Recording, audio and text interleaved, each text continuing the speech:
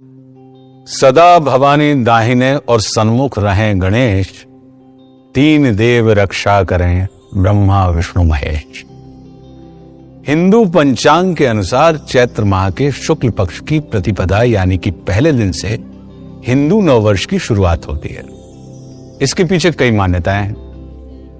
पहली मान्यता तो यह है कि ब्रह्मा जी ने चैत्र शुक्ल पक्ष की प्रतिपदा से ही सृष्टि की रचना का प्रारंभ किया था। दूसरी मान्यता यह है कि सतयुग का आरंभ इसी दिन से हुआ था। पौराणिक मान्यताएं कई हो सकती हैं, लेकिन प्रकृति इस तरह नवीन ऊर्जा से इस समय हम सबको भर जाती है, इसका अनुभव हम और आप कर सकते हैं। यही वजह है कि इसे सिर्फ आध्यात्म की दृष्टि से ही नहीं बल्कि विशुद्ध विज्ञान की दृष्टि से भी जोड़ा जा सकता है, खास तौर पर स्वास्थ्य विज्ञान से। हमारा भोजन, आचरण, यहां तक कि विचार शक्ति सभी को लेकर इस माह में एक विशेष व्यवस्था है। कितना सुंदर विज्ञान है कि देश के किसी एक क्षेत्र में नहीं बल्कि सांस्कृतिक और भौगोलिक दृष्टि से विभिन्नताओं वाली इस पावन भूमि के हर क्षेत्र में इस माह को अलग अलग उत्सवों के माध्यम से महत्वपूर्ण माना जाता है। ये नई ऊर्जा के संचार का समय माना जाता है। आंध्र प्रदेश में इसे उगादी नाम यानी युग का आरंभ कहा जाता है। कश्मीर में नवरेह, पंजाब में वैशाखी, महाराष्ट्र में गुड़ी पड़वा, सिंध में चेती चंड, केरल में विशु, असम में बिहू, बंगाल में पोइला, यहां तक कि कई स्थानीय नामों से इस माह को उत्सव की तरह मनाया जाता है। स्पष्ट है, वैज्ञानिक दृष्टिकोण से ये हर मानव में नई शक्ति के संचार का अवसर प्रदान करता है। शक्ति की उपासना भी इसी का एक संकेत है। स्वास्थ्य विज्ञान के दृष्टिकोण से आहार विहार विचार पर भी विशेष ध्यान दिया जाता है। अनाज का सेवन धीरे धीरे कम किया जाता है, मसाला युक्त भोजन नहीं किए जाते, पानी का सेवन बढ़ाया जाता है, ऋतुफल का प्रयोग करना इसी दिशा में किए गए सारे प्रयास हैं। औषधीय विचार से यदि हम देखें तो महाराष्ट्र में गुड़ी पड़वा पर नीम की कोमल पत्तियों और फूलों का प्रसाद भोग के रूप में चढ़ाया जाता है। ये रोग प्रतिरोधक क्षमता को बढ़ाने के लिए होता है और मलेरिया के प्रति असरकारक होता है। इन दोनों की आवश्यकता ही ऋतु परिवर्तन के समय में पड़ती है। यानी कितनी वैज्ञानिक है हमारी ये परंपराएं, इन्हें और गहराई से समझने की आवश्यकता है।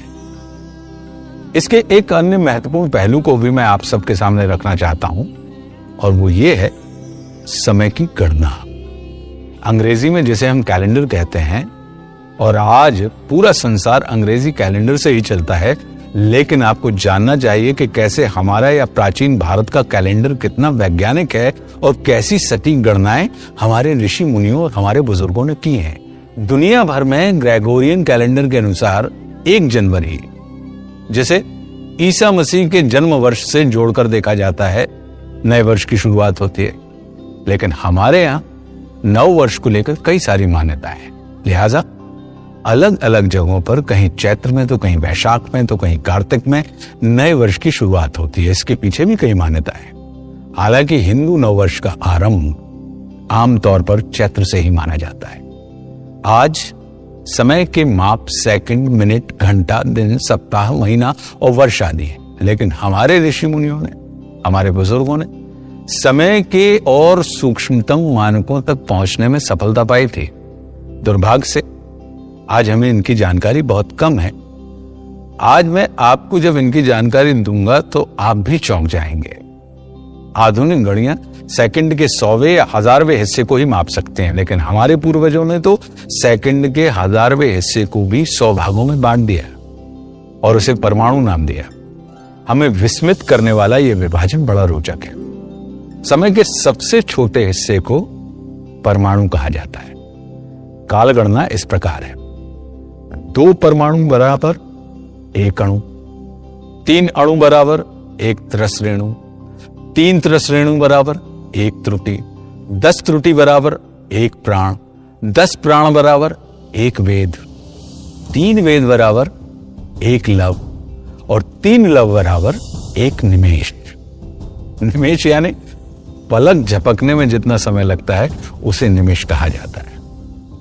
ये विस्मय का विषय हो सकता है कि हमारे प्राचीन शास्त्र पलक झपकने के समय तक का अनुमान लगा सकते थे। 2 निमिष बराबर 1 विपल, 3 निमिष बराबर 1 क्षण, यानी 1 क्षण को हम सेकंड माने तो हम देख रहे हैं कि सेकंड के कितने सूक्ष्म विभाजन किए जा चुके हैं, यानी 1 सेकंड से भी कहीं ज्यादा गहराई में हमारी प्राचीन गणनाएं हैं। आगे ये देखिए कि कैसे कुछ और चकित करने वाली गणनाएं हमारे ऋषियों ने हमें दी। 20 निमिष बराबर 10 विपल, 1 प्राण या 4 सेकंड, 5 क्षण बराबर 1 काष्ठा। निमेष और क्षण के संबंध को मैंने आपको पहले बताया है। मुझे लगता है कि आज के विद्यार्थियों को इसे और अधिक गहराई से समझना चाहिए, खासतौर पर विज्ञान के छात्रों को जो आगामी शोध के लिए इन गणनाओं पर और कार्य कर सकते हैं। 15 काष्ठा बराबर 1 दंड बराबर 1 नाड़ी, 1 लघु या 24 मिनट, 2 दंड बराबर 1 मुहूर्त, 15 लघु बराबर 1 घटी या 1 नाड़ी, 1 घटी बराबर 24 मिनट 60 पल या 1 नाड़ी, 3 मुहूर्त बराबर 1 प्रहर, 2 घटी बराबर 1 मुहूर्त बराबर 48 मिनट, 1 प्रहर बराबर 1 याम और 60 घटी बराबर 1 अहोरात्र। अहोरात्र यानी दिन और रात को मिलाकर अहोरात्र कहा जाता है। और 15 दिन रात बराबर 1 पक्ष। वो पक्ष कौन से? शुक्ल पक्ष और कृष्ण पक्ष, आप सभी जानते हैं। लेकिन ये गणनाएं इतनी गहन है, इसका अंदाजा आप पहले बताई गई गणनाओं से कर सकते हैं।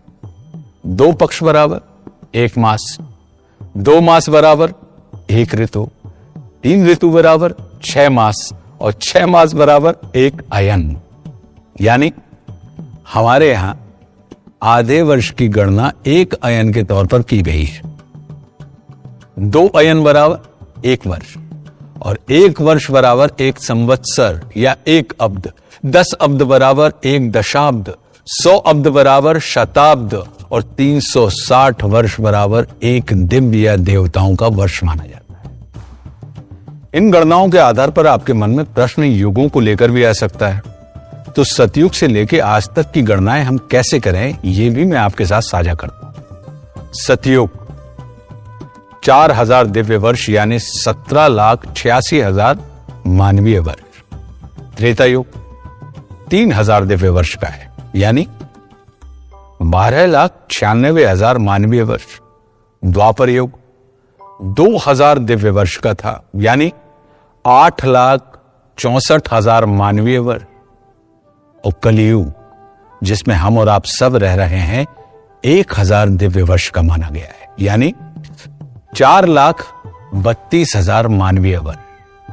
71 महायुग बराबर 1 मनवंतर यानी 30,84,48,000 मानवीय वर्ष के बाद प्रलय काल आता है।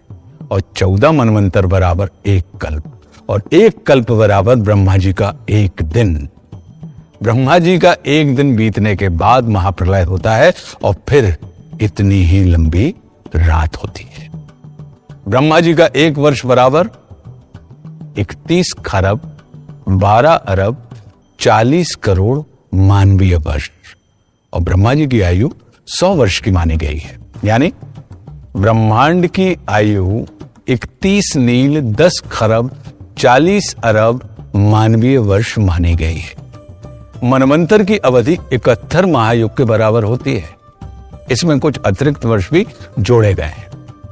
आपको यह सब बताना ही अद्भुत रोमांच से भर गया। ये गणनाएं स्वयं बताती हैं कि हमारी काल गणनाएं कितनी व्यवस्थित हैं और सृष्टि के आदि से अंत तक सब कुछ हमारे सामने रखती हैं। काल गणना की भारत में प्राचीन काल से और भी कई परंपराएं रही हैं। ये इतनी सटीक हैं कि इन पर कभी कोई प्रश्न नहीं उठा और ना ही कभी कोई विवाद हुआ। समय मापने का एक तरीका और है जो छोटा है। इसमें 6 श्वास बराबर 1 विनाड़ी, 10 विनाड़ी बराबर 1 नाड़ी, 60 नाड़ी बराबर 1 दिवस यानी दिन और रात को मिलाकर, और 30 दिवस मिलाकर 1 माह, और 12 माह मिलाकर 1 संवत यानी 1 वर्ष। आइए प्राप्त जानकारियों के आधार पर इस काल गणना को और भी समझ लेते हैं कि आखिर आवश्यकता क्यों पड़ी हमें। इतिहास में सबसे पहले प्राचीन सप्तऋषि संवत का उल्लेख मिलता है जो ईसा से 6676 वर्ष पहले प्रारंभ हुआ था। फिर ईसा पूर्व 3076 वर्ष में सप्तऋषि संवत अस्तित्व में आया। आज भी यह कश्मीर में लौकिक संवत और जम्मू तथा हिमाचल प्रदेश में शास्त्र संवत के नाम से प्रचलित है। इसके बाद आया कलयुग संवत जो ईसा से 3102 वर्ष पहले प्रारंभ हुआ। इसकी शुरुआत पांडवों द्वारा अभिमन्यु के पुत्र परीक्षित को सिंहासनारूढ़ करा के स्वयं हिमालय प्रस्थान करने एवं भगवान श्री कृष्ण के वैकुंठ जाने के समय से मानी जाती है।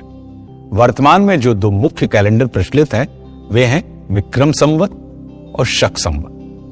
माना जाता है कि विक्रमी संवत का प्रारंभ ईसा से 57 वर्ष पूर्व हुआ, यानी अभी जो अंग्रेजी का वर्ष 2023 है, अगर इसमें हम 57 जोड़ दें तो विक्रमी संवत 2080 हो जाएगा। विक्रमी संवत से ही 12 महीने का वर्ष, 7 दिन का सप्ताह चलन में आया। विक्रमी संवत से ही महीने का हिसाब सूर्य और चंद्रमा की गति के आधार पर रखा गया। चंद्र वर्ष सूर्य वर्ष से 11 दिन 3 घंटे और 48 पल छोटा होता है, इसलिए हर 3 वर्ष बाद वर्ष में 1 माह और जोड़ दिया जाता है, जिसे अधिक मास, पुरुषोत्तम मास या मल मास कहा जाता है। महीनों के नाम, फाल्गुन पूर्णिमा को जब चंद्रमा चित्रा या स्वाति नक्षत्र में होता है तो अगले महीने का नाम चित्रा नक्षत्र के नाम से चैत्र रख दिया गया है। चैत्र पूर्णिमा को चंद्रमा विशाखा या अनुराधा नक्षत्र में रहता है तो अगले महीने का नाम वैशाख पड़ा। वैशाख पूर्णिमा को चंद्रमा के ज्येष्ठा या मूल नक्षत्र में रहने के कारण अगले महीने का नाम जेठ पड़ा। जेठ पूर्णिमा को चंद्रमा के पूर्वाषाढ़ा या उत्तराषाढ़ा या सतविषा में रहने के कारण अगले महीने का नाम आषाढ़ हुआ। आषाढ़ पूर्णिमा को चंद्रमा श्रवण नक्षत्र में रहता है तो अगले महीने का नाम सावन पड़ गया। सावन पूर्णिमा को चंद्रमा पूर्व भाद्रपद या उत्तर भाद्रपद में रहता है तो अगले महीने का नाम भादों पड़ गया। भादों पूर्णिमा को चंद्रमा के अश्विनी या रेवती या भरणी नक्षत्र में रहने के कारण अगला महीना अश्विन हुआ। अश्विन पूर्णिमा को चंद्रमा कृतिका या रोहिणी नक्षत्र में होता है तो महीने का नाम कार्तिक पड़ा।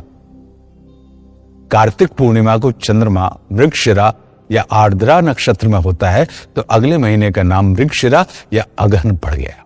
अगहन पूर्णिमा को चंद्रमा पुनर्वसु या पुष्य नक्षत्र में रहने के कारण अगले महीने को पौष या पूस कहा जाता है।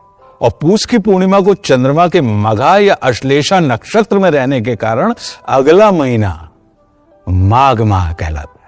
और माघ की पूर्णिमा को चंद्रमा के पूर्वा फाल्गुनी या उत्तर फाल्गुनी या हस्त नक्षत्र में रहने के कारण वर्ष के 12वें और अंतिम महीने का नाम फाल्गुन हुआ, यानी फागुन।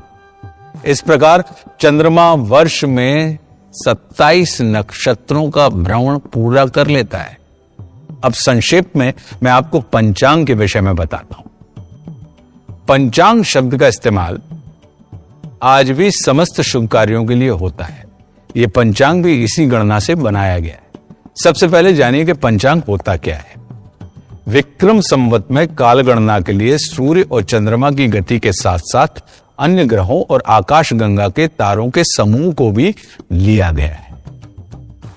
4 तारा समूहों के मेल से एक नक्षत्र बनता है और कुल 27 नक्षत्र हैं। 28वें नक्षत्र अभिजीत को इसमें जोड़ा नहीं जाता। 2.25 नक्षत्रों के समूह को राशि माना गया और राशियों की कुल संख्या है 12। सूर्य जब नई राशि में प्रवेश करता है तो उसे संक्रांति कहते हैं। सबसे प्रसिद्ध संक्रांति मकर संक्रांति है। उस समय सूर्य मकर राशि में प्रवेश कर रहा होता है। काल गणना में 5 तत्वों क्रमशः तिथि, वार, नक्षत्र, योग और करण को शामिल किए जाने के कारण इसे पंचांग कहा जाता है। पंच अंग यानी 5 अंग। एक दिन को तिथि कहा जाता है जो 19 घंटे से 24 घंटे तक की होती है। तिथियों के नाम है पूर्णिमा, प्रतिपदा, द्वितीया, तृतीया, चतुर्थी, पंचमी, षष्ठी, सप्तमी, अष्टमी, नवमी, दशमी, एकादशी, द्वादशी, त्रयोदशी, चतुर्दशी और अमावस्या। वार 7 होते हैं। इनका नामकरण ग्रहों के नाम के आधार पर ही किया जाता है। इनके नाम है रविवार, सोमवार, मंगलवार, बुधवार, गुरुवार, शुक्रवार और शनिवार।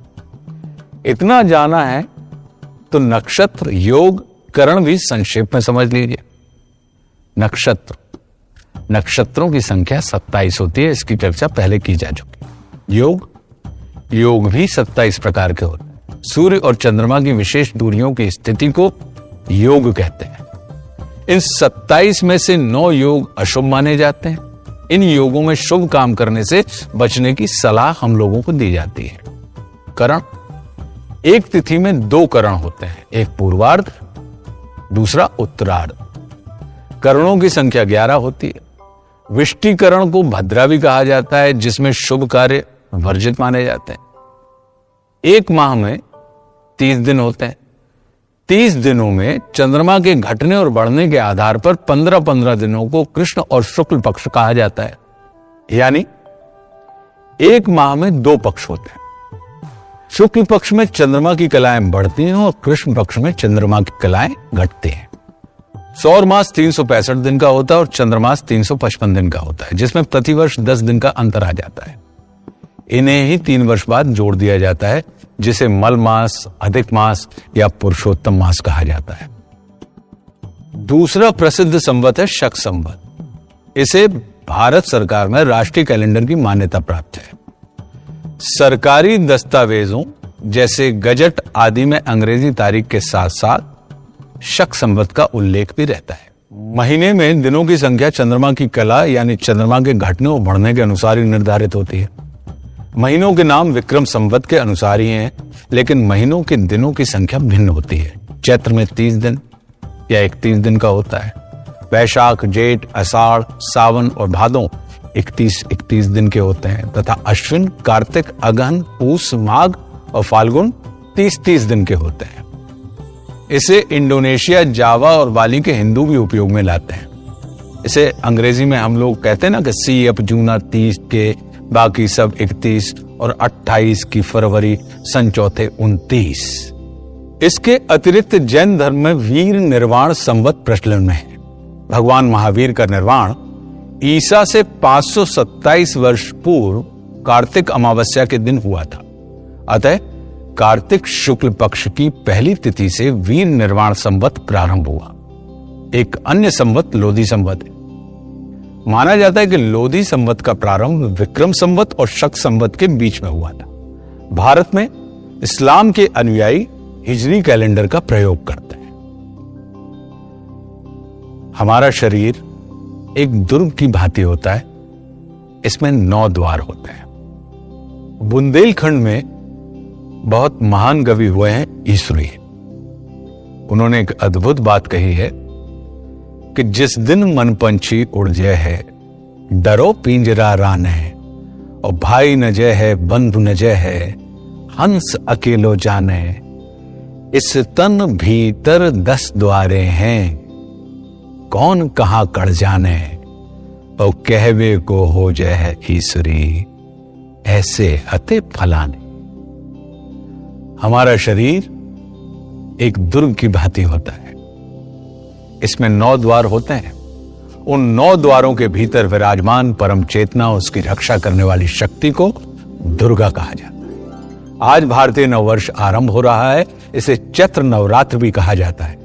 आज से 9 दिनों तक भारतवर्ष में जगत जननी मातेश्वरी दुर्गा का पूजन, हवन, स्मरण किया जाएगा, ताकि वे हमारी काया और चित्त में व्याप्त विकार को समाप्त करते हुए हमें अधर्म से धर्म की ओर, स्वार्थ से परमार्थ की ओर, विषय शक्ति से ब्रह्म शक्ति की ओर और विकार से संस्कार की ओर ले जाने में सहायता कर सके। नूतन वर्ष की हार्दिक शुभकामनाओं के साथ मैं देवादिदेव महादेव शिव और मातेश्वरी पार्वती से प्रार्थना करता हूं कि वे आप सभी को स्वस्थ, प्रसन्न, सुखी, सुरक्षित रखते हुए दीर्घायु प्रदान करें, ताकि आपका जीवन मात्र सफल ही नहीं, सार्थक भी हो सके। शुभम भवतु।